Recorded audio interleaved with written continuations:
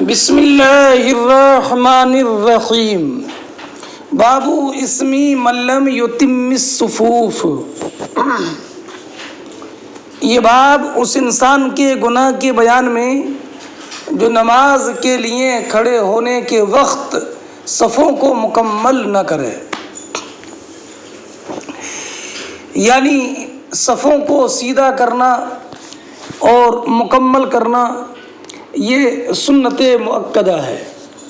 فرماتے ہیں حدثنا معاذ بن اسد قال اخبرنا الفضل بن موسیٰ قال اخبرنا سعید بن عبید الطائی عن بشیر بن یسار الانصاری عن انس بن مالک انه قدم المدینہ فقیل له ما انکرت منا منذ یوم عہدت رسول اللہ صلی اللہ علیہ وسلم قال ما انکرت شیئا الا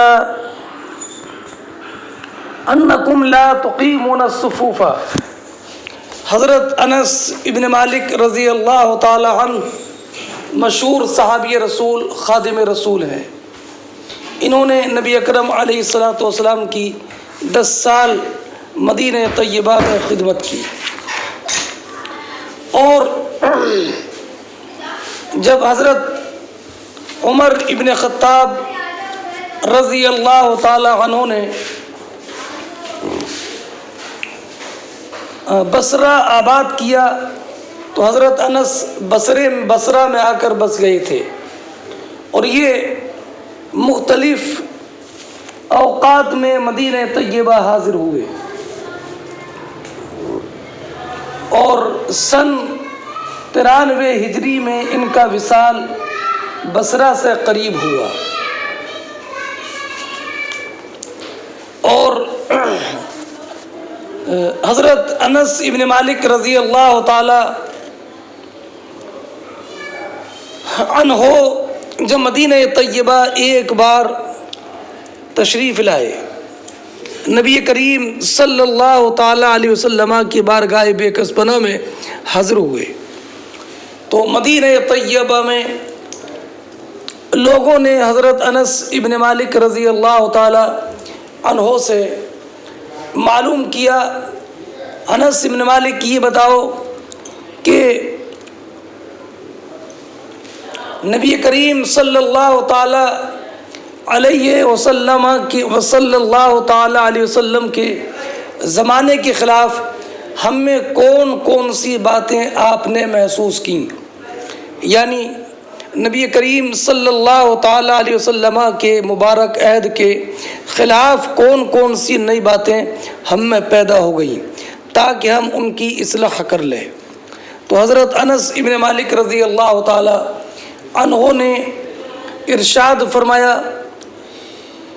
کہ میں تمہارے اندر کوئی بات خلاف نہیں دیکھتا، ہاں سوائے ایک بات کے کہ تم لوگ صفیں سیدھی نہیں کرتے، کہ نبی اکرم صلی اللہ تعالی علیہ وسلم جس تاکید کے ساتھ صفیں سیدھا کرنے کا حکم دیتے تھے، اب میں دیکھتا ہوں کہ تم صفیں سیدھی کرنے میں لاپرواہی کرتے ہو، اس کے علاوہ میں نے اور کوئی چیز ایسی نہیں دیکھی جو نبی اکرم علیہ السلام کے زمانے کے خلاف ہو۔ ہاں فرماتے ہیں بشیر ابن یسار انصاری رضی اللہ تعالیٰ عنہ انس ابن مالک رضی اللہ تعالیٰ عنہ سے روایت کر کے کہ انہ قدم المدینہ، حضرت انس ابن مالک مدینہ طیبہ آئے تو آپ سے معلوم کیا گیا ما انکرت منا، ہم میں سے تم نے کون سی ایسی چیز محسوس کی جس میں ہم بدل گئے ہوں، منذ یوم عہد رسول اللہ، نبی کریم علیہ السلام کے زمانے کی چیزوں سے، یعنی ہمارا عمل ان کے خلاف ہو جو تم نے نبی اکرم علیہ السلام کے زمانے میں دیکھا۔ تو آپ نے فرمایا ما انکرت شیئا، میں نے تو کوئی ایسی بات نہیں دیکھی، مگر ہاں ایک بات ہے کہ تم صفیں سیدھی نہیں کرتے، صفیں سیدھی نہیں کرتے۔ اب صفوں کے سیدھا نہ کرنے پر گناہ کا ثبوت کیسا ہوگا؟ اس لیے کہ حضرت انس ابن مالک رضی اللہ تعالیٰ عنہ نے صف سیدھا نہ کرنے کو انکار فرمایا، منکر فرمایا، اور منکر کا ارتکاب کرنے والا گناہ گار ہوتا ہے۔ تو اس سے معلوم ہوا کہ صفوں کو سیدھا نہ کرنا، مکمل نہ کرنا، یہ گناہ ہے۔ ہاں، فرماتے ہیں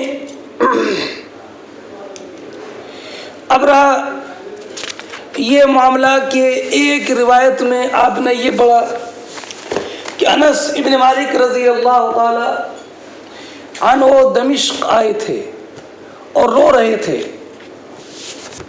تو حضرت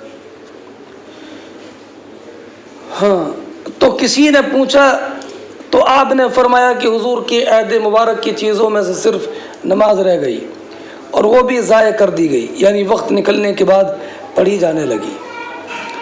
اور ایک روایت میں آپ نے پڑھا کہ حضرت امامہ نے کہا کہ ہم ظہر کی نماز پڑھ کر حضرت انس کی خدمت میں حاضر ہوئے، تو دیکھا کہ وہ نماز پڑھ رہے ہیں، یہ حدیث گزر گئی، تو میں نے معلوم کیا وہ کون سی نماز ہے، فرمایا عصر کی۔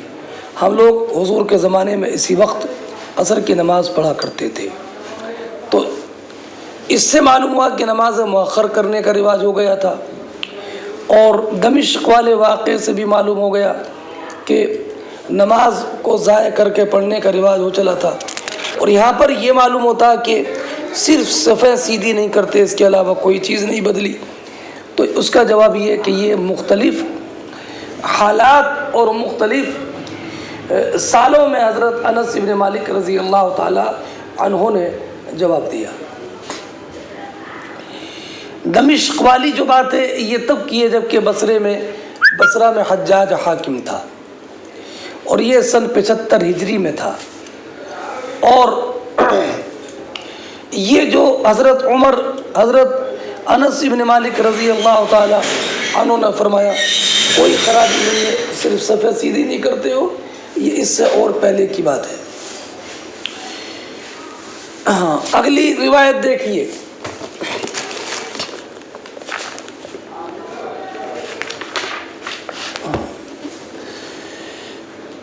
وقال عقبہ ابن عبید عن بشیر ابن یسار قدم علینا انس بن مالک المدینہ۔ اس سند کے ذکر کرنے کا مطلب امام بخاری کا یہ ہے کہ پہلی والی سند میں یہ تھا کہ بشیر ابن یسار رضی اللہ تعالی عنہ نے کہا عن انس بن مالک، وہ انس بن مالک سے روایت کرتے ہیں، اور یہاں پر خود مشاہدہ ہے، قدم علینا انس، ہمارے پاس انس ابن مالک رضی اللہ تعالی عنہ مدینہ طیبہ میں آئے۔ باب الصاق المنکبی بالمنکبی والقدم بالقدم فی الصف، یہ باب اس بیان میں کہ شانے سے لگایا جائے اور قدم سے صف میں، یعنی صف میں جب کھڑا ہو تو کاندھا کاندھے سے ملا ہو پاس والے کے، اور قدم سے ملا ہو۔ اس سے مراد تعدیل صف میں مبالغہ اور بیچ میں کچھ فاصلہ نہ رہے، اس میں مبالغہ ہے، اصل مراد نہیں ہے، مبالغہ ہے، مبالغہ، اس لیے کہ تعدیل صف کی بڑی تاکید نبی کریم علیہ الصلوۃ والسلام نے ارشاد فرمائی ہے نا۔ نبی کریم علیہ الصلوۃ والسلام سینے سے سینہ بالکل سیدھا کر دیتے تھے، بالکل برابر سیدھے کھڑے ہو۔ اور حضرت عبداللہ بن مسعود کے بارے میں کہ کانا یمسح مناکبنا فی الصلاۃ ویقول استووا ولا تختلفوا فتختلف قلوبکم، ہے نا۔ تو یہاں پر تاکید مراد ہے۔ وقال النعمان بن بشیر رأیت الرجل یلزق کعبہ بکعب صاحبہ، نعمان ابن بشیر یہ صحابی اور ان کے والد بشیر یہ بھی صحابی، اور یہ نبی اکرم علیہ الصلوۃ والسلام کے مدینہ طیبہ آنے کے بعد انصار میں پیدا ہونے والے سب سے پہلے بچے تھے۔ نعمان ابن بشیر کہتے ہیں کہ میں نے دیکھا کہ ایک آدمی اپنے ٹخنے کو اپنے ساتھ والے کے ٹخنے سے ملاتا، ٹخنے کو ساتھ والے کے ٹخنے سے ملاتا۔ تو اس سے مراد مبالغہ ہے مل کر کھڑے ہونے میں، اس لیے کہ حقیقتاً یہ مراد نہیں ہے کہ کاندھے کاندھے سے ملائے جائے اور ٹخنا ٹخنے سے، اس لیے کہ کاندھا کاندھے سے جب مل جائے گا تو ٹخنا ٹخنے سے ملنے میں بڑی دشواری پیدا ہوگی اور کھڑے ہونے میں عجیب کیفیت، عجیب حیت پیدا ہو جائے گی۔ اس لیے مراد یہ نہیں ہے کہ بالکل ٹخنے سے ٹخنا ملا کر کھڑا ہو اور قدم سے قدم ملا کر کھڑا ہو، بلکہ مراد یہ ہے کہ خوب مل کر کھڑا ہو۔ غیر مقلدین اس زمانے کے اس پر بڑا زور دیتے ہیں اور بالکل ایسے کھڑے ہوتے ہیں کہ جیسے ایک دوسرے سے لڑنے کے لیے تیار ہو۔ اس حدیث میں جو حضرت نعمان ابن بشیر نے دیکھا ہے نا، مل کر کھڑے ہونے کا منظر، اس کو مبالغہ کے ساتھ بیان فرمایا، مبالغہ کے ساتھ بیان فرمایا ہے نا۔ بلکہ نماز میں کھڑے ہونے میں ایسی حیت رکھنا چاہیے جس میں کوئی تکلف اور مشقت نہ ہو۔ ہاں فرماتی ہے انس، ہاں باب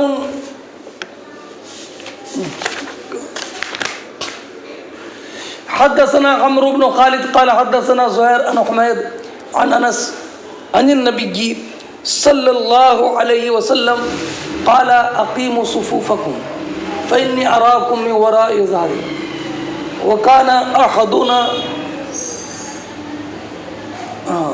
يلزق منكبه بمنكب صاحبه وقدمه بقدمه۔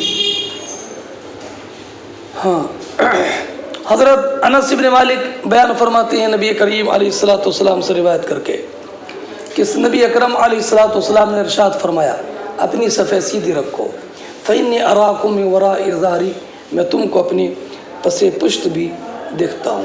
یہ حدیث پہلے گزر گئی۔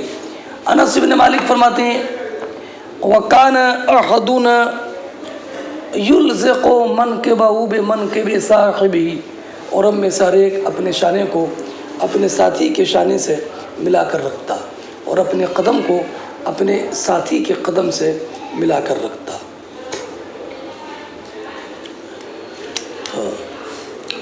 اگلا باب دیکھیں، باب اذا قام الرجل عن يسار الامام وحوله الامام خلفه الى يمينه تمت صلاته۔ یہ باب اس بارے میں کہ جب مرد امام کے بائیں طرف کھڑا ہو جائے تو امام اس کو پیچھے سے گھما کر اپنے داہنی طرف کھڑا کر دے تو اس کی نماز مکمل ہوگی، کس کی؟ مقتدی کی، یعنی اس لیے کہ وہ معذور ہے اور یہ امام کی نماز فاسد نہیں ہوگی، اس لیے کہ گھمانا یہ عمل کثیر نہیں ہے، حالانکہ یہ مقام تعلیم و ارشاد میں ہے۔ یہ حدیث پہلے گزر گئی، وہاں پر تھا لم تفسد صلاتہما۔ حدیث پاک حضرت عبداللہ بن عباس کی آپ نے پہلے پڑھی ہے، وہ یہاں پر بھی ہے۔ حدثنا قتيبة بن سعيد قال حدثنا داود عن عمرو بن دینار عن قریب مولى ابن عباس عن ابن عباس رضی اللہ عنہما قال صلیت مع النبی صلی اللہ علیہ وسلم ذات لیلۃ، میں نے ایک رات نبی کریم علیہ الصلوۃ والسلام کے ساتھ نماز پڑھی، فقمت عن یسارہ، تو میں حضور کے بائیں طرف کھڑا ہو گیا تو نبی کریم علیہ الصلوۃ والسلام نے مجھ کو میرے پیچھے سے گھمایا، فجعلنی عن یمینہ، اور حضور نے مجھے اپنی دائنی طرف کھڑا کیا، فصلی ورقد، اور حضور نماز پڑھ کے آرام فرمانے لگے، فجاء المؤذن، تو مؤذن آئے، فقام وصلی ولم يتوضأ۔ باب المرأة وحدها تكون صفا، یہ باب اس بارے میں کہ تنہا عورت تنہا عورت ہو تو اس کی مستقل صف ہوگی، یعنی اگر عورت اکیلی ہو تو بھی وہ تنہا پیچھے کھڑی ہوگی، مردوں کی صف میں کھڑی نہیں ہوگی، اور اس کا اکیلا کھڑا ہونا یہ صف کے حکم میں ہے۔ اور یا المرأۃ سے مراد جنس ہے، مراد یہ کہ عورتیں یہ الگ کھڑی ہوں گی، مردوں کے ساتھ کھڑی نہیں ہوں گی۔ فرماتے ہیں حدثنا عبد اللہ بن محمد قال حدثنا سفیان عن اسحاق عن انس بن مالک قال صلیت انا ویتیم فی بیتنا خلف النبی صلی اللہ علیہ وسلم و امی ام سلیم خلفنا۔ ہاں، فرماتے ہیں انس بن مالک رضی اللہ تعالیٰ عنہ، میں اور ایک یتیم نے، یتیم کون؟ وہ زمیرہ ابن ابی زمیرہ ہے، میں اور ایک یتیم نے ہمارے گھر میں نبی اکرم علیہ الصلوۃ والسلام کے پیچھے ایک حضور کی اقتداء میں نماز پڑھی، وہ امی ام سلیم خلفنا، اور میری والدہ جو ام سلیم ہیں انہوں نے ہمارے پیچھے کھڑے ہو کر کے نماز پڑھی۔ ام سلیم حضرت انس بن مالک کی والدہ ہے، ان کا نام ہے سہلہ، یہ ابو طلحہ کی بیوی ہیں۔ اب اس سے ایک حدیث یہ معلوم ہوئی کہ عورتیں مردوں کی صف کے پیچھے کھڑی ہوں گی، اس لیے کہ حضرت عبداللہ بن مسعود رضی اللہ تعالی عنہ نے سے روایت ہے اخرہن من حیث اخرہن اللہ۔ اور اگر عورت مرد کے مقابل کھڑی ہو جائے تو مرد کی نماز فاسد ہو جائے گی، اس لیے کہ مرد نے اس کا ترک کر دیا جس کا وہ مخاطب تھا کہ اخروہن، انہیں پیچھے رکھو، تو اسے پیچھے نہ رکھ کر کے اگر وہ اس کے محاذات میں کھڑی ہو جاتی ہے تو مرد کی نماز فاسد ہو جائے گی۔ اب رہا یہ معاملہ کہ اگر کوئی صفیں مکمل ہو گئیں، اب ایک بعد میں آیا مرد، تو اس کے لیے تو مسئلہ یہ ہے کہ وہ کسی کو کھینچ لے، لیکن اگر نہ کھینچ سکے اور خود پیچھے تنہا نماز صف میں کھڑا ہو جائے تو اس کی نماز یہ جائز ہوگی۔ باب میمنۃ المسجد والامام، ہے نا، مطلب باب فی بیان ان میمنۃ المسجد والامام ہی مکان الماموم اذا کان وحدہ، یہ مطلب ہے پورے باب کا۔ مطلب یہ کہ اگر مقتدی اکیلا ہو تو وہ مسجد اور امام کے دائنی طرف کھڑا ہوگا، اس لیے کہ جب امام کے دائنی طرف کھڑا ہوگا تو اللہ محالہ مسجد کے بھی دائنی طرف ہوگا۔ حدیث پاک وہی حضرت عبداللہ بن عباس رضی اللہ تعالیٰ عنہ کی ہے۔ قال قمت لیلۃ اصلی، میں ایک رات نبی اکرم علیہ الصلوۃ والسلام کے بائیں طرف نماز پڑھنے کے لیے کھڑا ہوا، فاخذ بیدی او بعضدی، تو حضور نے میرا ہاتھ یا میرا بازو پکڑا، حتی اقامنی عن یمینہ، یہاں تک کہ حضور نے مجھے داہنی طرف کھڑا کر دیا، وقال بیدہ، اور حضور نے وقال بیدہ، حضور نے اپنے ہاتھ سے اشارہ کیا اور مجھے پیچھے سے گھما کر اپنی دائنی طرف کھڑا کر لیا، ہے نا۔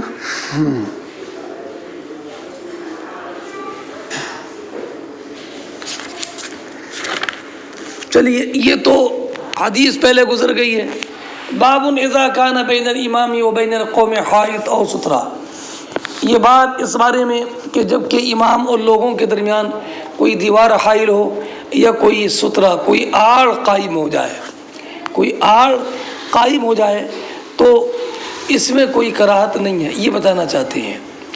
تو ہمارے ہاں اس مسئلے میں تفصیل ہے، اگر کوئی دیوار قائم ہے، بیچ میں حائل ہے یا سترہ حائل ہو گیا، تو اگر امام کا حال مشتبہ نہ ہو تو لوگوں کی نماز ہو جائے گی، اور اگر امام کا حال مشتبہ ہو تب نہیں ہوگی۔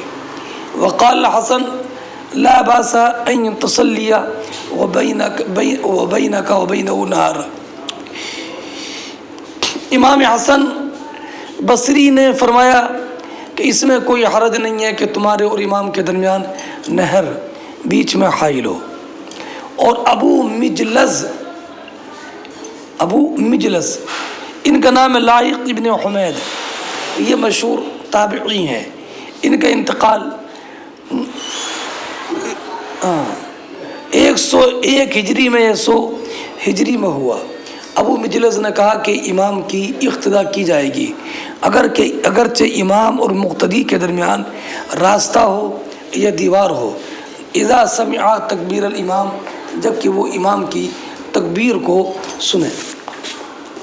مگر ہمارے یہاں پر ان دونوں اثر کا مطلب تو یہ ہوا کہ امام اور مصلی یا دو صفوں کے درمیان اگر دریا یا دیوار یا راستہ حائل ہو تو اقتداء صحیح ہے، مگر ہمارے ہاں یہ ہے کہ راستہ بہت تنگ ہو، یعنی اس میں بیل گاڑی نہ جا سکتی ہو تو اقتداء صحیح ہوگی۔ اسی طرح نہر اتنی چھوٹی ہو کہ اس میں کشتی نہ چل سکے، ورنہ اگر بیچ میں راستہ چوڑا ہے اور یا نہر اتنی چوڑی ہے کہ اس میں کشتی چل سکتی ہے تو اقتداء صحیح نہیں۔ اسی طرح اگر دیوار حائل ہو اور امام کا حال مشتبہ نہ ہو تو صحیح ہے، ورنہ نہیں۔ اور ان دونوں تعلیق کا مطلب یہی ہے کہ وہ نہر صغیر ہے یا بیچ میں جو راستہ ہے وہ راستہ چھوٹا ہے۔ اب اگلی روایت سنیے۔ حدثنا محمد قال اخبرنا عبدہ عن یحیی بن سعید الانصاری عن عمرہ عن عائشہ قالت كان رسول اللہ صلی اللہ علیہ وسلم يصلي من اللیل فی حجرته وجدار الحجرة قصیر، کہ حضرت ام المؤمنین عائشہ صدیقہ رضی اللہ تعالیٰ عنہ بیان فرماتی ہیں کہ نبی اکرم علیہ الصلوۃ والسلام رات میں اپنے حجرے میں نماز پڑھتے تھے۔ یہ مطلق ہے، مگر بعض روایتوں میں ہے رمضان شریف کے مہینے میں اپنے حجرے میں رات میں نماز پڑھتے تھے، اور حجرے کی دیوار چھوٹی تھی۔ فرع الناس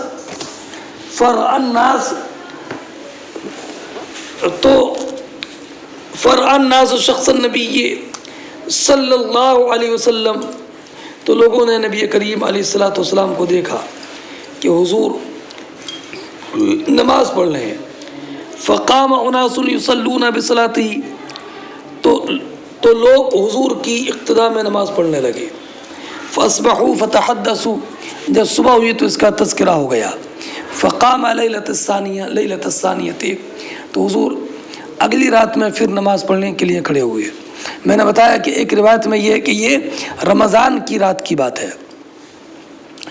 فقام معه ناس يصلون بصلاته، تو لوگ حضور کے ساتھ کھڑے ہو کر حضور کی اقتداء میں نماز لوگوں نے پڑھی، ہے نا۔ یہ لوگوں نے 2 یا 3 رات کیا، حتی اذا کان بعد ذلك، یہاں تک کہ جب 2 یا 3 رات ایسا ہو گیا تو پھر حضور بیٹھ گئے۔ فلم یخرج، نکلے ہی نہیں۔ فلما اصبح ذکر ذلك الناس، جب صبح ہوئی تو لوگوں نے اس کا ذکر کیا، تو نبی اکرم صلی اللہ تعالی علیہ وسلم نے ارشاد فرمایا انی خشیت ان تکتب علیکم صلاۃ اللیل، میں ڈرا کہ کہیں ایسا نہ ہو کہ تم پر رات کی نماز فرض کر دی جائے، رات کی نماز فرض کر دی جائے۔ اب مطابقت حدیث کی ترجمۃ الباب سے اس بارے میں ہے کہ فقام الناس یصلون بصلاته، کہ لوگ حضور کی اقتداء میں نماز پڑھنے لگے، اور حضور کے اور لوگوں کے درمیان دیوار حائل تھی۔ جواب ہمارا وہی ہے کہ دیوار تو حائل تھی، لیکن نبی کریم علیہ الصلوۃ والسلام کی نماز پڑھنے کا حال لوگوں پر مخفی نہیں تھا۔ ہاں اب یہ صبح کو نماز لوگوں کو معلوم ہو گیا تو لوگوں کو معلوم ہو گیا. کیسے معلوم ہو گیا؟ حضور نے خود بتایا. اور یا نماز پڑھنے والوں میں سے کسی نے اس کا ذکر کر دیا اور لوگوں سے. ہاں چلیے. اور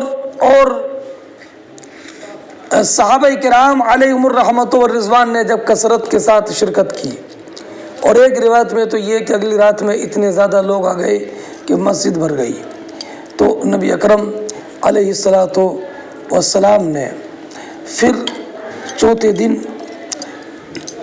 نماز نہیں پڑھائی، اس اندیشے سے کہ کہیں نماز یہ فرض نہ ہو جائے. صحابہ کرام علیہم الرحمۃ والرضوان کے اس شوق اور ذوق کی وجہ سے.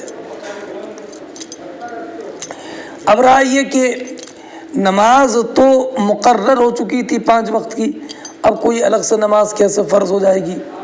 تو اس کا جواب علامہ عینی نے یہ ذکر کیا کہ اولاً تو 50 نمازیں فرض تھیں، وہ تو نبی کریم علیہ الصلاۃ والسلام کی شفاعت کی وجہ سے آپ کی امت پر تخفیف کر دی گئی. تو اگر امت نماز تہجد پڑھنے کے شوق میں بکثرت جمع ہوتی تو اللہ رب العزت جل جلالہ کی بارگاہ میں اس کا یہ شوق اور یہ ذوق اور نماز سے محبت کہ ایسا نہ ہو جائے کہ ان پر نماز فرض کرنے کا ذریعہ بن جائے. اس لیے نبی کریم علیہ الصلاۃ والسلام نے قصداً 3 دن کے بعد پھر وہ نماز نہیں پڑھائی.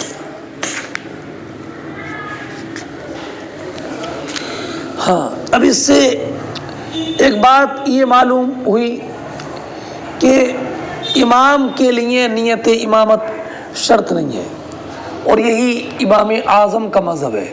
میں نے پہلے بتا دیا کہ مردوں کی امامت کے لیے امام کو امامت کی نیت شرط نہیں ہے، لیکن اگر عورتیں جماعت میں شامل ہیں تو عورتوں کی اقتداء صحیح ہونے کے لیے ضروری ہے کہ امام عورتوں کی امامت کی نیت کرے. ہاں اور اس سے یہ بھی معلوم ہوا کہ نبی اکرم علیہ الصلاۃ والسلام اپنی امت پر کتنے شفیق اور مہربان تھے. اور یہ بھی معلوم ہوا کہ اگر بیچ میں چھوٹی دیوار وغیرہ حائل ہو جائے تو یہ اس سے مانع اقتداء نہیں ہے. لیکن یہ میں نے بتایا کہ اس وقت ہے جب کہ امام کا حال مشتبہ نہ ہو. باب صلاۃ اللیل، یہ باب ہے رات کی نماز کے بیان میں. حدیث مبارک سنیے. حدثنا ابراہیم بن المنذر قال حدثنا ابن ابی فدیک قال حدثنا ابن ابی ذئب عن المقبری عن ابی سلمۃ بن عبد الرحمن عن عائشہ رضی اللہ تعالی عنہ ان النبی صلی اللہ علیہ وسلم کان له حصیر یبسطه بالنهار ویحتجره باللیل فصاب الیہ ناس فصلوا وراءہ. حضرت عائشہ صدیقہ ام المومنین رضی اللہ تعالی عنہا بیان فرماتی ہیں کہ نبی کریم صلی اللہ تعالی علیہ وسلم کی ایک چٹائی تھی جس کو آپ دن میں بچھاتے اور وَيَحْتَجِرُهُ بِاللَّيْلِ اور اس کو رات میں حجرہ بنا لیتے. فَصَابَ إِلَيْهِ النَّاسُ تو اس کے ارد گرد لوگ جمع ہو گئے. فَصَلُّوا وَرَاءَهُ تو لوگوں نے نبی کریم علیہ الصلاۃ والسلام کی اقتداء میں نماز پڑھی. کب؟ رات میں. سمجھ گئے؟ اور عائشہ صدیقہ رضی اللہ تعالی عنہا کے راوی ابو سلمہ بن عبد الرحمن ہیں. ان کے راوی مقبری ہیں. مقبری یہ نسبت ہے مقبرہ کی طرف، اور یہاں پر مقبری سے مراد سعید ابن ابی سعید ہے، سعید ابن ابی سعید ہے۔ اب انہیں مقبری کیوں کہا جاتا ہے؟ تو علامہ عیدی نے فرمایا چونکہ ان کا گھر قبرستان کے پاس تھا۔ ہاں چلیے، اب نبی کریم صلی اللہ تعالی علیہ وسلم کی اقتداء میں انہوں نے نماز پڑھی، تو اس سے معلوم ہوا کہ نبی اکرم علیہ الصلوۃ والسلام نے رات کی نماز میں صحابہ کرام علیہم الرحمۃ والرضوان کی امامت فرمائی۔ اب اگلی حدیث دیکھیں، پھر میں اس سب کی مکمل ایک ساتھ تشریح کرتا ہوں۔ فرماتے حدثنا عبد الاعلی بن حماد، ہم سے حدیث بیان کی عبد الاعلی بن حماد نے، وہ کہتے ہیں کہ ہم سے حدیث بیان کی وہب نے، انہوں نے کہا کہ ہم سے حدیث بیان کی موسیٰ بن عقبہ نے، وہ روایت کرتے ہیں سالم ابن نضر سے، وہ روایت کرتے ہیں بصر ابن سعید سے، وہ روایت کرتے ہیں زید ابن ثابت سے کہ نبی کریم علیہ الصلوۃ والسلام نے ایک حجرہ بنا لیا، اور میرا گمان یہ کہ انہوں نے یہ کہا کہ حجرہ کس کا بنایا؟ چٹائی کا، فی رمضان رات میں، فصلی فی لیالی صلاۃ بصلاۃہ ناس من اصحابہ، تو سرکار نے اس حجرے میں نماز پڑھی اور سرکار کی اقتداء میں صحابہ کرام علیہم الرحمۃ والرضوان نے نماز پڑھی۔ فلما علم بہم، جب حضور کو ان کے بکثرت جمع ہونے کا علم ہوا، جعل یقعد، تو حضور اب نکلے نہیں بلکہ تشریف فرما رہے، فخرج الیہم، حضور ان کی طرف نکلے اور فرمایا میں نے جان لیا کہ رات تم نے کیا کیا، کہ تم بشوق سب جمع ہو گئے تھے اور تم کھنکارے بھی تاکہ مجھ کو معلوم ہو جائے، تو سب مجھ کو معلوم ہے، فصلوا ایھا الناس فی بیوتکم، اے لوگو اپنے گھر میں نماز پڑھو۔ اس سے یہ معلوم ہوا کہ فرض نمازوں کے علاوہ اور جو دیگر نوافل یا سنن ہیں وہ گھر میں پڑھی جائیں۔ ایک حدیث میں یہ کہ نبی کریم علیہ الصلوۃ والسلام نے ارشاد فرمایا صلوا فی بیوتکم ولا تتخذوها قبورا، اور ایک روایت میں ارشاد فرمایا صلاۃ الرجل فی بیتہ علی صلاتہ حیث یراہ الناس کفضل المکتوبۃ علی النافلہ، کہ مرد کا اپنے گھر میں نماز پڑھنا یہ اس نماز پر جو لوگوں کے سامنے پڑھے اس کی فضیلت ایسی ہے جیسے کہ فرض نماز کی فضیلت نفل نماز پر ہے۔ تو اس سے معلوم ہوا کہ فرض نمازوں کے علاوہ نفل گھر میں پڑھے جائے، لیکن اگر لوگ بدگمانی کے میں مبتلا ہوں اور اس کا اندیشہ ہو تو پھر سنت وغیرہ مسجد میں پڑھ لی جائے تاکہ لوگ بدگمانی نہ کریں۔ اب یہ جو نماز تھی اصل میں یہ جو سرکار نے نماز پڑھائی، یہ نماز جو ہے نماز تراویح تھی، اور سائب ابن یزید رضی اللہ تعالی عنہ سے مروی ہے کہ حضرت عمر رضی اللہ تعالیٰ عنہ کے عہد مبارک میں 20 رکعت پڑھی جاتی تھی، اور یہ حضرت عثمان حضرت علی رضی اللہ تعالیٰ عنہما کے عہد مبارک میں بھی ہوتا تھا، اور 20 رکعت پر تمام صحابہ کرام علیہم الرحمۃ والرضوان کا اجماع ہو گیا تھا۔ اس سے معلوم ہوا کہ تراویح کی نماز 20 رکعت ہے، اور تراویح سنت مؤکدہ ہے۔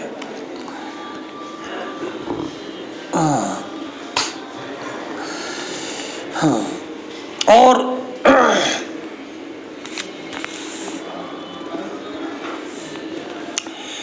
حضرت عبداللہ ابن عمر، سالم، قاسم، نافع اور ابراہیم یہ سب پڑھتے تھے، اور نماز تراویح کی 20 رکعت ہے، یہ قول امام شافعی کا بھی ہے اور امام احمد ابن حنبل کا بھی ہے۔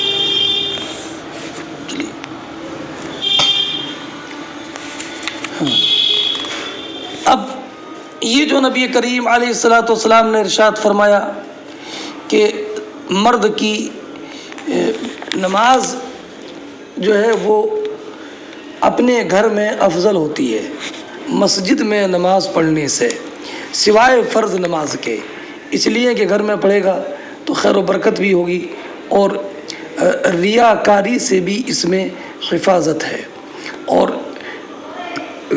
اس کی وجہ سے رحمت کے فرشتوں کا اور رحمت کا نزول ہوتا ہے اور شیاطین دور ہوتے ہیں۔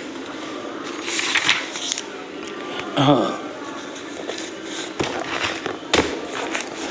اب یہ جو فرمایا کہ سب نمازیں گھروں میں پڑھی جائیں فرض نمازوں کے علاوہ، اس سے تحیۃ المسجد اور احرام سے پہلے جو نماز پڑھی جاتی ہے تو اور نماز کسوف، نماز تراویح کا اس سے استثناء ہے۔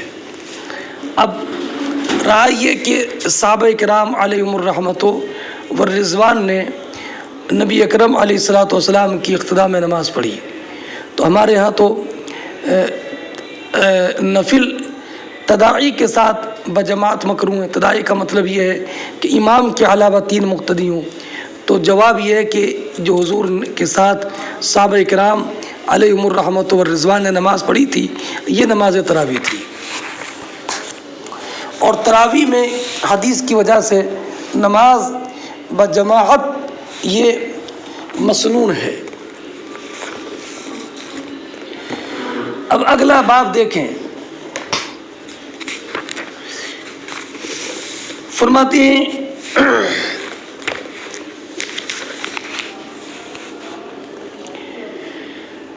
باب ایجاب التکبیر و افتتاح الصلاۃ، یعنی ھذا باب فی بیان ایجاب التکبیر تکبیرۃ الاحرام و افتتاح الصلاۃ۔ یہ واو بعض علماء نے یہ فرمایا کہ یہ واو مع کے معنی میں ہے، اور افتتاح صلاۃ سے مراد ہے شروع فی الصلاۃ، تو معنی یہ ہوگا کہ نماز شروع کرنے کے ساتھ تکبیر تحریمہ کے واجب ہونے کا بیان، یعنی نماز کے آغاز میں تکبیر تحریمہ کہنا واجب ہے۔ ہاں، علامہ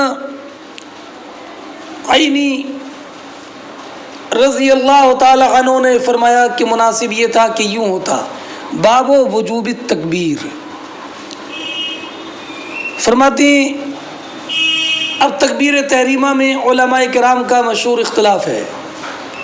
امام اعظم رضی اللہ تعالیٰ عنہ کے نزدیک تکبیر تحریمہ یہ نماز کی شرط ہے، اور امام مالک، امام شافعی اور امام احمد نے یہ فرمایا کہ تکبیر تحریمہ نماز کا رکن ہے، اور حضرت سعید ابن مسیب، امام حسن بصری، امام زہری، امام اوزاعی نے یہ فرمایا کہ تکبیر تحریمہ سنت ہے، اور ہمارے یہاں پر تکبیر تحریمہ نماز کی صحت کے لیے شرط ہے۔ اور پھر نماز کے لیے تکبیر تحریمہ میں اللہ اکبر کہنا ہی فرض ہے، تو یہ امام مالک، امام ابو یوسف، امام شافعی، امام احمد، امام اسحاق نے فرمایا کہ اللہ اکبر ہی سے نماز شروع ہوگی، اور امام اعظم اور امام محمد رضی اللہ تعالی عنہ نے فرمایا کہ جو لفظ بھی تعظیم پر دلالت کرے، تعظیم الہی پر، اور تعظیم الہی جس لفظ سے مقصود ہو اس سے نماز شروع ہو جائے گی۔ ہاں، تو ہماری دلیل یہ ہے، ان کی دلیل یہ ہے کہ نبی اکرم صلی اللہ تعالی علیہ وسلم نے ارشاد فرمایا لا تتم صلاۃ احد من الناس حتی یتوضع، فَيَضَعُ الْوُضُوءَ مَوَاضِعَ ثُمَّ يُكَبِّرُ. اور ایک حدیث اور ہے کہ کان رسول اللہ صلی اللہ علیہ وسلم اذا قام الى الصلاة عقد قائما ورفع يديه ثم قال اللہ اکبر.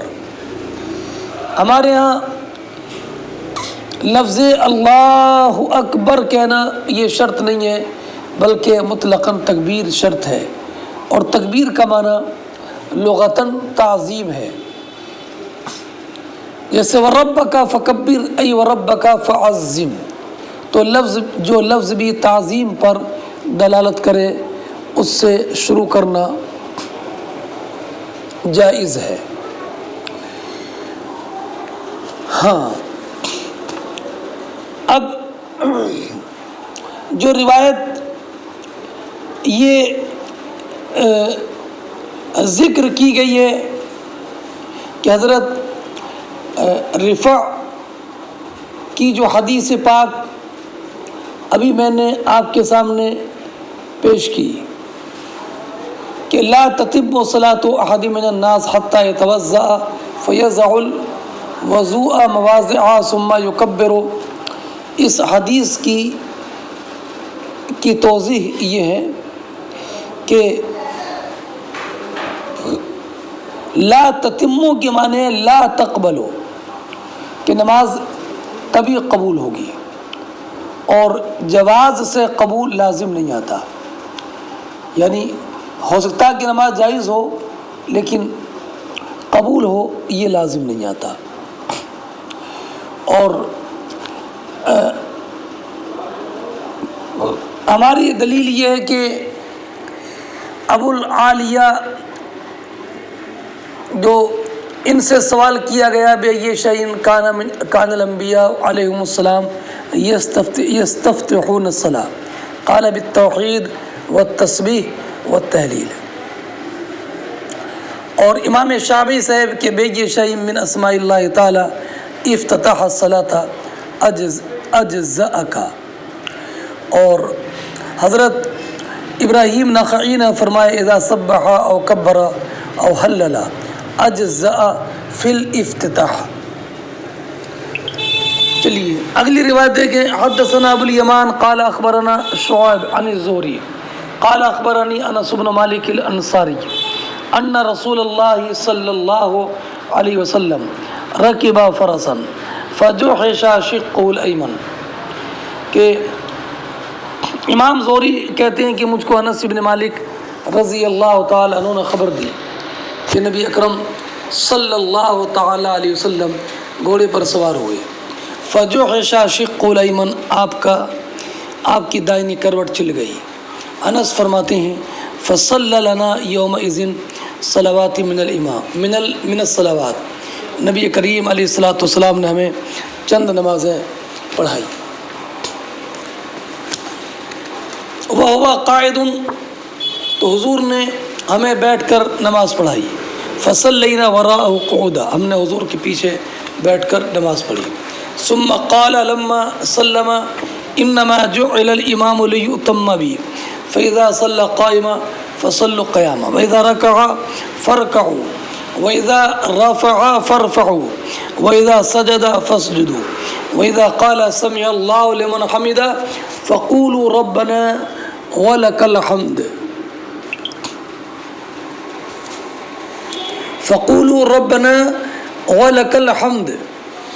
اب آپ یہ حدیث آپ نے پہلے پڑھی ہے جو باب گزرا انما جعل الامام لیؤتم بہ. ہاں، اب ترجمۃ الباب سے مطابقت اس اعتبار سے ہے کہ نبی کریم صلی اللہ تعالی علیہ وسلم نے دوسری روایت میں یوں ہے وَإِذَا كَبَّرَ فَكَبِّرُوا وَإِذَا كَبَّرَ فَكَبِّرُوا. تو اس میں فَإِذَا رَكَعَ فَارْكَعُوا، تو چونکہ رکوع یہ تکبیر پہلے ہونے کو چاہتا ہے تو یہاں پر گویا کہ یہ مقدر ہے اِذَا كَبَّرَ فَكَبِّرُوا. والمقدر کالملفوظ، اور مقدر یہ ملفوظ کے درجے میں ہوتا ہے۔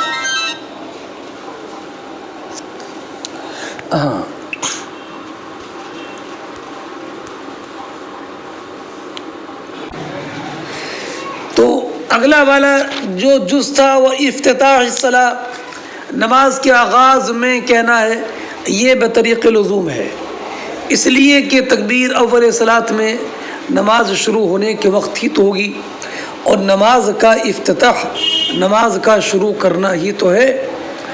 تو لا محالہ وَإِذَا كَبَّرَ فَكَبِّرُوا یہ امر ہے، اور امر آتا ہے وجوب کے لیے۔ اس سے معلوم ہوا کہ نماز کا آغاز تکبیر سے کرنا یہ واجب ہے، اور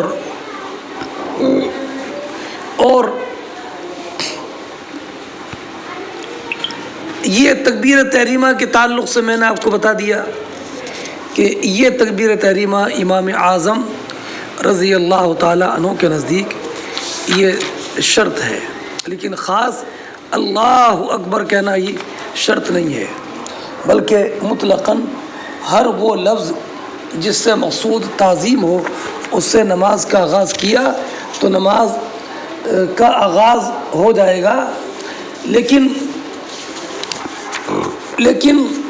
یہ تکبیر اللہ اکبر کہنا یہ واجب ہے۔ چلیے اگلی روایت دیکھیں، اگلی روایت پھر وہی آتی ہے، حدثنا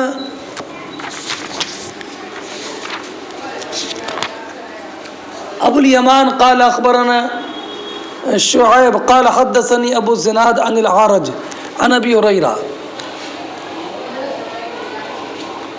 نہیں اس سے پہلے ایک حدیث چھوٹ گئی، حدثنا قتیبۃ بن سعید قال حدثنا لیث عن ابن شہاب عن انس بن مالک انہ قال، انس بن مالک کہتے ہیں کہ نبی کریم علیہ الصلوۃ والسلام گھوڑے سے زمین پر تشریف لے آئے، فجحش فصلی لنا قاعدا فصلینا معه قعودا ثم انصرف، اس کے بعد حضور نماز سے فارغ ہوئے اور کہا فرمایا انما الامام یا انما جعل الامام لیؤتم به فاذا كبر فكبروا واذا ركع فاركعوا واذا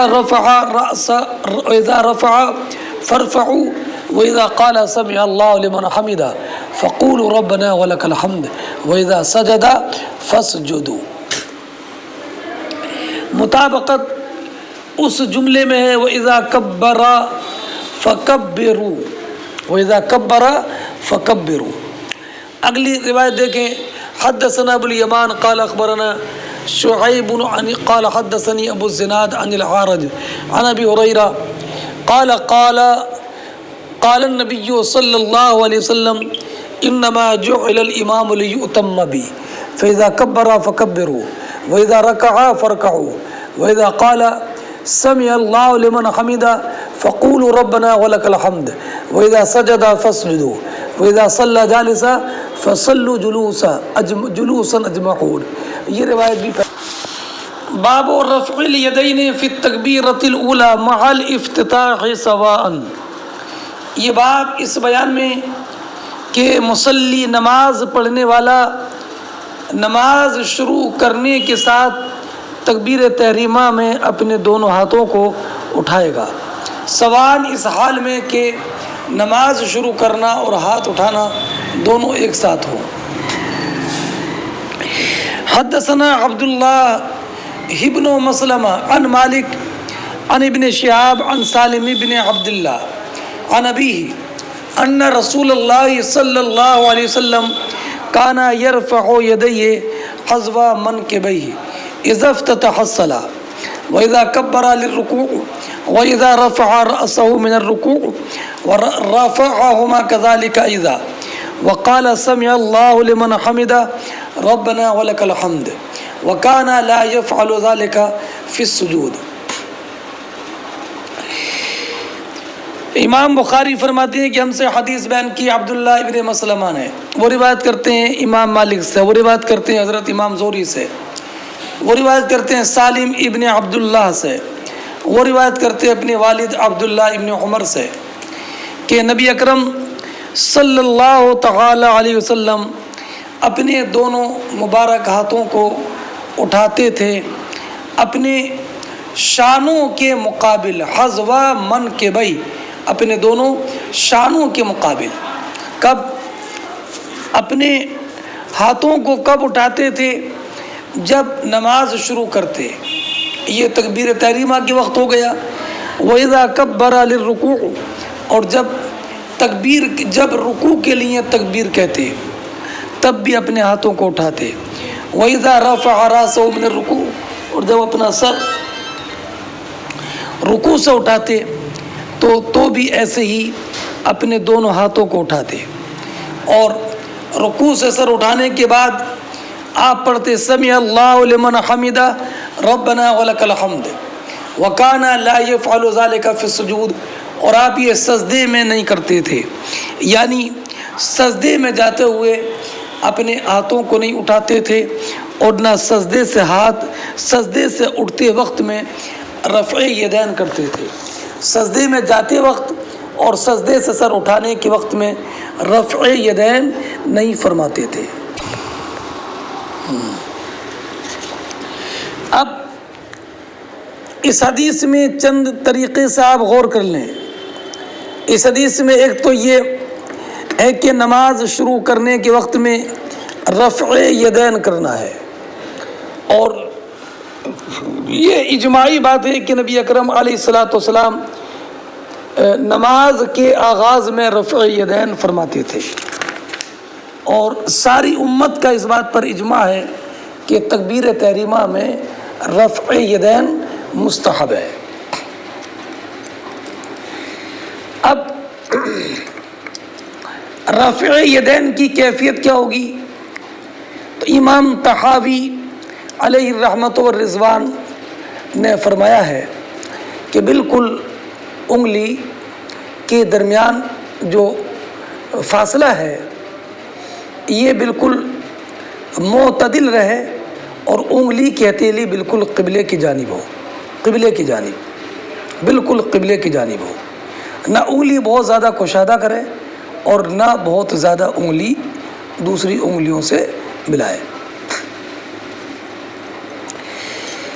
ایک بات یہ کہ نماز کے آغاز میں رفع یدین کی مصلحت کیا ہے؟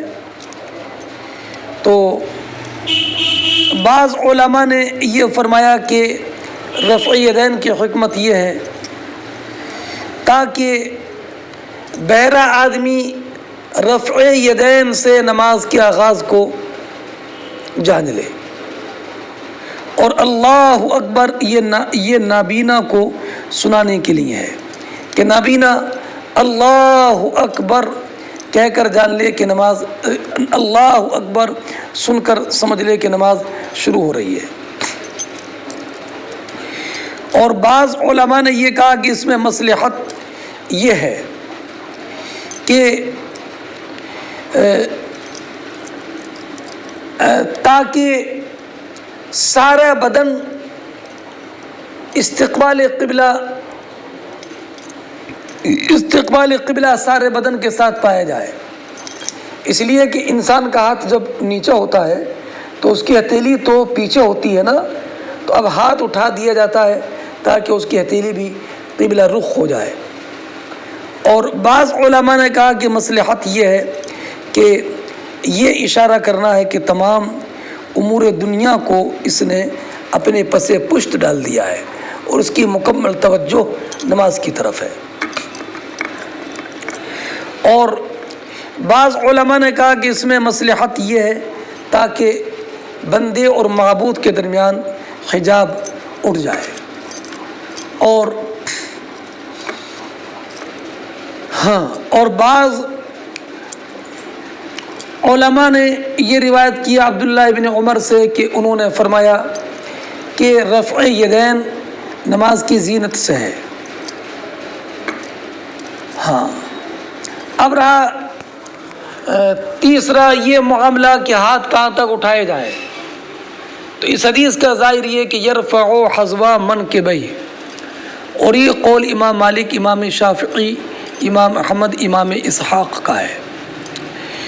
اور ہمارے یہاں پر کانوں کے مقابل، یہاں تک کہ اس کے انگوٹھا ان کان کی لو کے مقابل ہو جائے اور اس کے انگلیوں کا جو کنارہ ہے وہ کان کے اوپر کے حصے کے برابر ہو جائے۔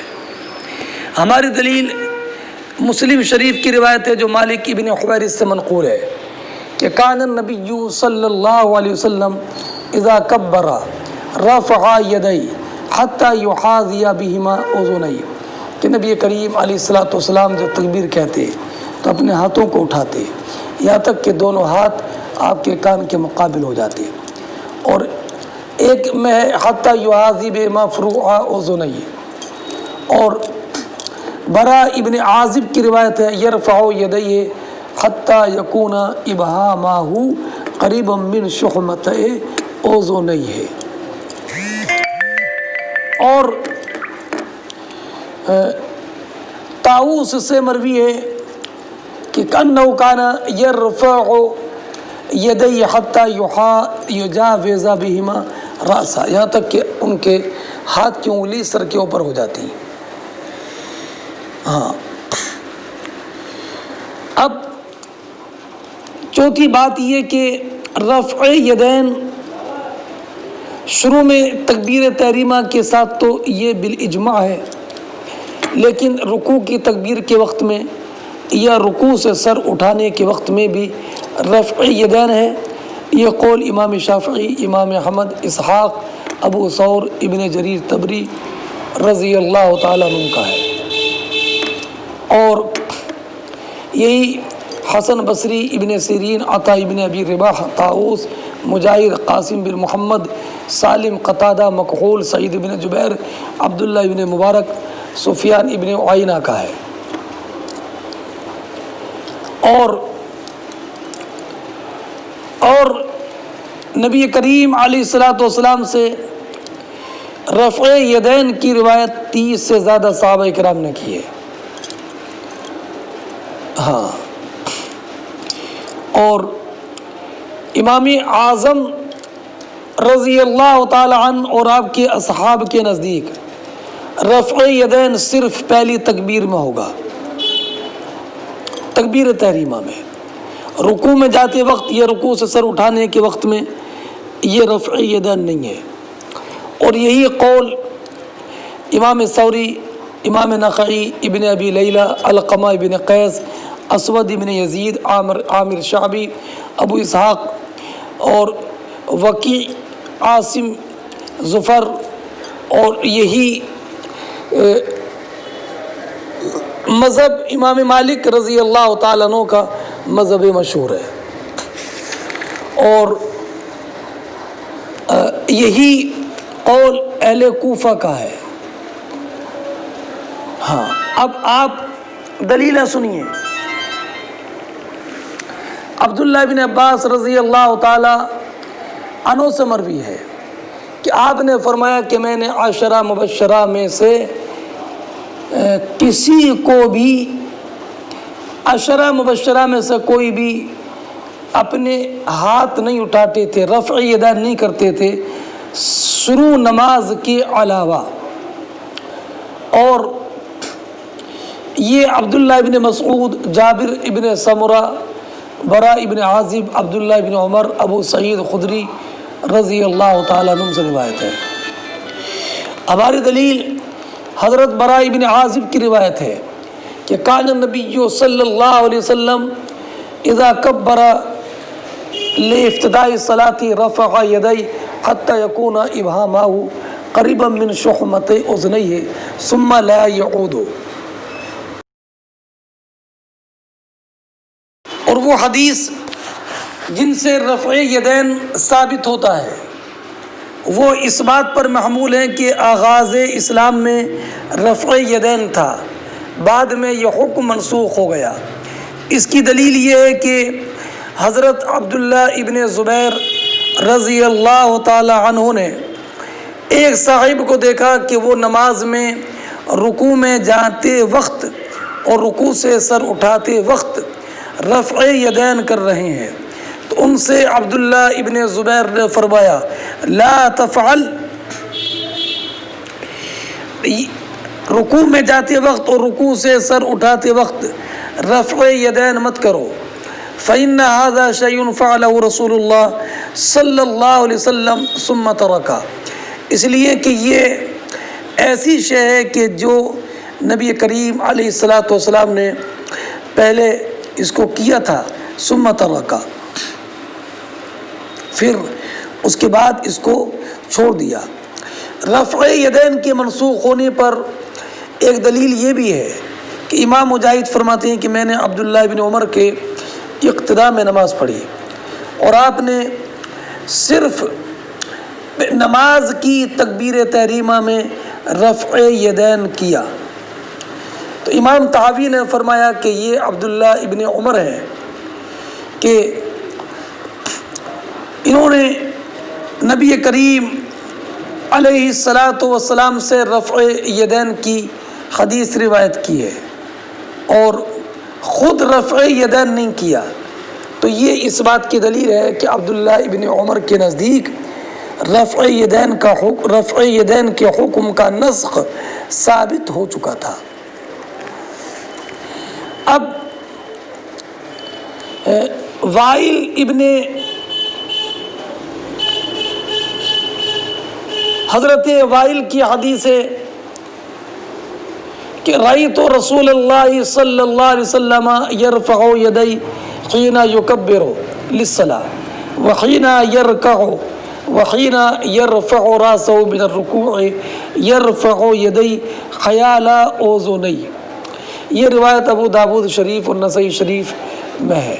تو اس کا جواب یہ ہے کہ حضرت عبداللہ ابن مسعود رضی اللہ تعالی عنہ سے مروی ہے کہ انہو لم یکن رأى النبی، کہ انہوں نے نبی کریم علیہ الصلاۃ والسلام کو رفع یدین کرتا ہوا تکبیر تحریمہ کے علاوہ میں نہیں دیکھا۔ تو عبداللہ ابن مسعود فرماتے ہیں کہ حضور کو میں نے تکبیر تحریمہ کے علاوہ رفع یدین کرتے ہوئے نہیں دیکھا۔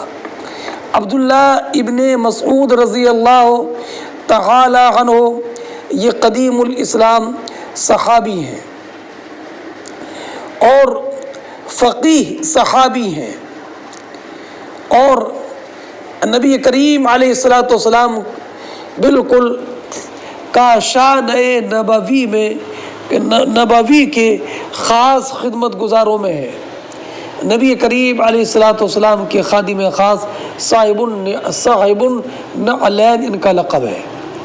تو یہ قدیم الاسلام نبی کریم کی خدمت کی حاضر باش، اور وائل ابن حجر نے تو اسلام قبول کیا سن 9 ہجری میں۔ عبداللہ ابن مسعود اور عبداللہ ابن مسعود نے اسلام قبول کیا تھا وائل کے اسلام قبول کرنے سے 22 سال پہلے، تو ان کی روایت کو ترجیح زیادہ ہوگی کہ حضرت وائل کی روایت کو۔ اسی لیے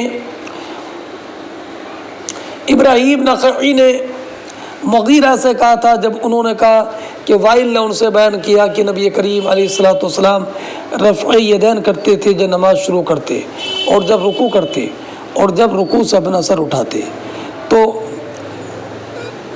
حضرت ابراہیم نخعی نے کہا وائل نے حضور کو یہ کرتے ہوئے ایک مرتبہ دیکھا، تو عبداللہ ابن مسعود نے رفع یدین تکبیر تحریمہ کے علاوہ میں نہ کرتے ہوئے 50 مرتبہ دیکھا۔ بات سمجھ میں آئی؟ ہاں۔ اور یہ بھی ہے کہ ایک روایت میں یہ بھی ہے کہ حضرت علی رضی اللہ تعالی عنہ رکوع سے اٹھنے کے وقت اور رکوع میں جاتے وقت بھی رفع یدین کرتے تھے۔ تو اس کا جواب یہ ہے کہ حضرت علی رضی اللہ تعالی عنہ سے یہ بھی تو مروی ہے کہ حضرت علی رضی اللہ تعالی عنہ تکبیر تحریمہ کے علاوہ رفع یدین نہیں کرتے تھے۔ چنانچہ حضرت عاصم ابن قلیب کی روایت ہے کہ ان علی کان یرفع یدیہ فی اول تکبیرۃ من الصلاۃ ثم لا یرفع بعدها۔ ہاں، اب حضرت مولا کائنات حضرت علی رضی اللہ تعالی عنہ اگر نبی کریم علیہ الصلاۃ والسلام کو کوئی کام کرتا ہوا دیکھیں اور پھر اس کو چھوڑ دیں تو یہ اس بات کی دلیل ہے کہ ان کے نزدیک نسخ ثابت ہو چکا تھا۔ ہاں چلیے اب اگلا باب رفع الیدین اذا کبر و اذا رکع و اذا رفع۔ یہ باب اس بارے میں کہ رفع یدین کرے گا جب تکبیر تحریمہ کہے وَإِذَا رَكَعَ وَإِذَا رَفَعَ، وہ جب رکوع میں جائے اور جب رکوع سے سر اٹھائے۔ حدیث پاک وہی عبداللہ ابن عمر والی ہے جس کی تشریح میں نے پہلے آپ کے سامنے ذکر کر دی ہے۔ اگلی روایت دیکھیں، حدثنا اسحاق الواسطی قال حدثنا خالد بن عبداللہ عن خالد عن ابی قلابہ انہ رأى مالک بن الحویرث، انہوں نے مالک ابن حویرث رضی اللہ تعالیٰ عنہ کو دیکھا کہ اذا صلی کبرا، جب نماز پڑھتے تو تکبیر تحریمہ کہتے ہیں، اپنے ہاتھوں کو اٹھاتے، وَإِذَا أَرَادَ أَن يَرْكَعَ رَفَعَ يَدَيْهِ وَإِذَا رَفَعَ رَأْسَهُ مِنَ الرُّكُوعِ رَفَعَ يَدَيْهِ وَحَدَّثَ، اور انہوں نے یہ بیان کیا کہ انہوں نے نبی کریم صلی اللہ تعالی علیہ وسلم کو ایسے کرتے ہوئے دیکھا۔ باب الی این یرفع یدیہ، یہ باب اس بارے میں کہ رفع یدین کہاں تک کرے گا، اس تعلق سے جو اختلاف تھا وہ میں نے آپ کے سامنے ذکر کر دیا۔ وقال ابو حمید فی اصحابہ رفع النبی صلی اللہ علیہ وسلم حذو منکبہ، فرماتی حضرت ابو حمید یعنی عبد الرحمن بن سعد ساعدی الانصاری، انہوں نے اپنے اصحاب کی جماعت میں یہ کہا کہ نبی کریم علیہ الصلاۃ والسلام نے اپنے دونوں ہاتھوں کو اپنے شانوں کے مقابل اٹھایا۔ اس کی میں تشریح بھی پہلے کر چکا ہوں۔ حدثنا ابو الیمان قال اخبرنا شعیب بن زوری قال اخبرنا سالم بن عبد اللہ ان عبد اللہ ابن عمر رضی اللہ تعالیٰ عنہما قال رأیت النبی، عبداللہ ابن عمر کہتے ہیں کہ میں نے نبی کریم علیہ الصلاۃ والسلام کو دیکھا کہ افتتحت تکبیرہ فی الصلاۃ، انہوں نے نماز میں تکبیر تحریمہ کہی، فرفع یدیہ، تو آپ نے رفع یدین فرمایا جب تکبیر کہی، یہاں تک کہ ان کو دونوں شانوں کے مقابل کیا۔ وَإِذَا كَبَّرَ لِلرُّكُوعِ فَعَلَ مِثْلَهُ وَإِذَا قَالَ سَمِعَ اللَّهُ لِمَنْ حَمِدَهُ فَعَلَ مِثْلَهُ وَقَالَ رَبَّنَا وَلَكَ الْحَمْدُ وَلَا يَفْعَلُ فِي ذَلِكَ، اور آپ رفع یدین نہیں فرماتے تھے سجدہ کرنے کے وقت میں اور نہ اس وقت میں کہ جب کہ اپنا سر مبارک سجدے سے اٹھاتے۔ چلیے باب رفع الیدین اذا قام من الرکعتین، یہ باب اس بارے میں کہ رفع یدین کرے گا جب کہ دو رکعتوں سے کھڑا ہوگا۔ حدثنا عیاش قال حدثنا عبد العلا قال حدثنا عبید اللہ عن نافع ان ابن عمر کان اذا دخل فی الصلاۃ کبر، کہ حضرت عبداللہ ابن عمر رضی اللہ تعالیٰ عنہ جب نماز شروع کرتے تو تکبیر تحریمہ کہتے اور اپنے ہاتھوں کو اٹھاتے۔